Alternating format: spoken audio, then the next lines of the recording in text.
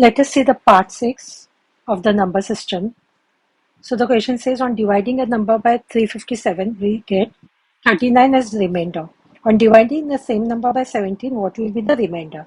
So now let us consider the number as x and y be the quotient. So you know that dividend is equal to divisor into quotient plus remainder. So now suppose you divide this one. This is called a dividend by 3. Suppose this is the divisor. So here you get 3 twos are 6. So this is the quotient and this is the remainder. This is the quotient, this is the divisor, and this is the dividend. So there's a formula for that is dividend is equal to divisor into quotient plus remainder. And one more thing now, see here, 3 twos are 6.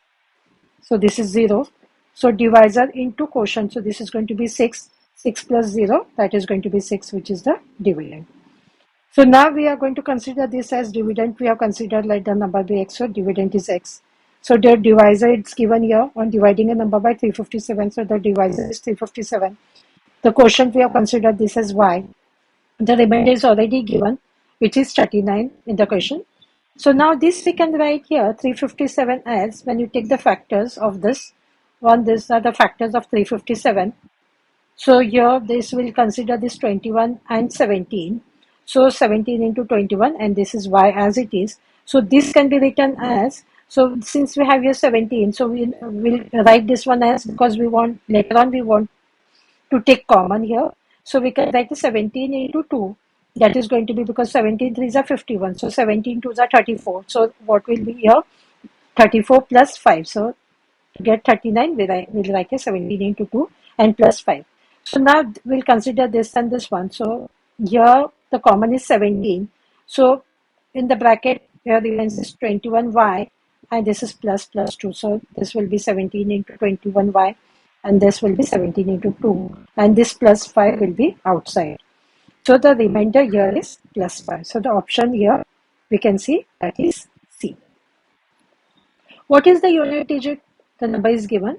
So now let us see. To find a unit digit, we only look at the unit digit of each number. So this is already, these are the numbers given. So now we will see first unit digit of this one. This is the units, tens, hundreds, and so on. So that is going to be 6374. The unit digit is 4. For 685, that is 5. For 341, that is 1. So we need the unit digit of this. We got this as 4. 4 raised to 1793 multiplied by, we got this as 5. So 5 raised to 317 and this, the unit digit is 1. So 1 raised to 491. So this one, now let us take for this first. So unit digit of 4 raised to 1793. So this can be written as 4 raised to 1 is 4. 4 raised to 2 is 16, that is 4 into 4 is 16. 4 raised to 3 is 64. 4 into 4 into 4. And 4 raised to 4 is 256. So the pattern you can see here. Now you are going to concentrate on the unit digits. So here is 4, here is 6, again here is 4, here is 6. So again when you see 4 raised to 5, that you are going to get as 4. So that pattern goes with this one, 4 6 4 6. So we'll take the odd power of this one. So unit digit, this is the odd power. So this is first, second, third. So that is 4. So we can say 4 raised to 1793. That is 4. So now we will go for the second one, 5 raised to 317. So here you can say 5 raised to means any power of 5 always ends in 5, because 5 twos are 10. Any power of that means 5 raised to 1 is 5. So 5 raised to 2 is 25. 5 raised to 3, that is going to be 125. So you can see the unit digit is 5. So we can say any power of 5 always ends in 5. So 5 raised to 317 also, it is going to end with 5. So we can say unit, now for this will get us 5. So now we will see the next one. That is the unit digit of this 1 raised to 491. So any power of 1 always ends in 1. So we can say 1 raised to 1 is 1. 1 raised to 2 is 1. So 1 raised to 3 is also going to be 1. So any power of 1 ends in 1. So 1 raised to 491, that also is going to end with 1. So what we are going to see, we got here as 4 here we got as 5 and here we got as 1. So you are going to multiply 4 into 5 into 1, which is going to be 20. Now you are going to see for the unit digit of this one. So that is going to be 0. So the option is going to be A. The difference of the squares of two consecutive odd integers is divisible by which of the following integers. So let the two consecutive odd integers be 2n plus 1, and here we are going to take as, because that is the odd integers, so that will be 2n plus 3. So now what we can say, because we want, they said squares of 2. Squares of 2 consecutive means we'll take the square of this one, and the difference means we are going to subtract and the square of this one. So now what we can see, this whole part is a square. We can consider this as b square. So you know a square minus b square, that is going to be a minus b and a plus b. So now this whole thing is a. So what will you do? A minus b means this 2n plus 3, and I put here minus because here there are two terms. So this, be careful over here, you have to put a bracket because there are two terms. If it was just one minus and only 1 to n, so it was okay if no bracket was written here. So now because now the two terms are here, so we have to write the brackets. And this is, so this will be a minus b, and here a plus b means you need not write the bracket here, because plus means here even there are more than one term also. So if it is a plus b plus c, so you need not write anything. It is not going to affect.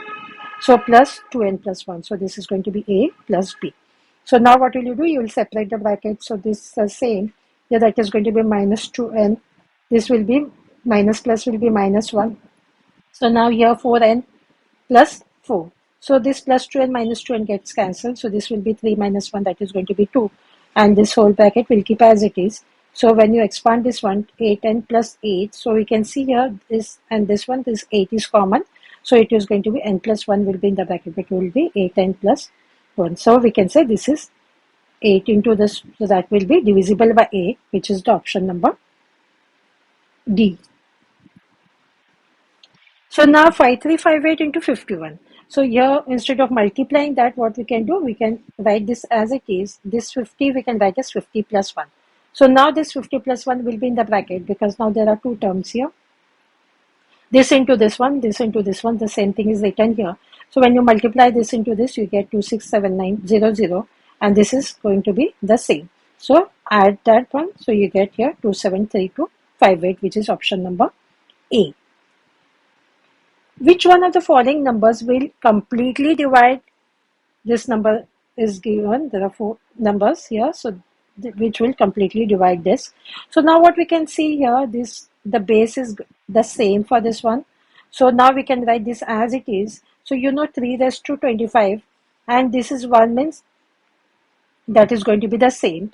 So for this one, for 26, 3 raised to 26. So what we can do, you know, in exponents, a raised to m into a raised to n, that is going to be a raised to m plus n.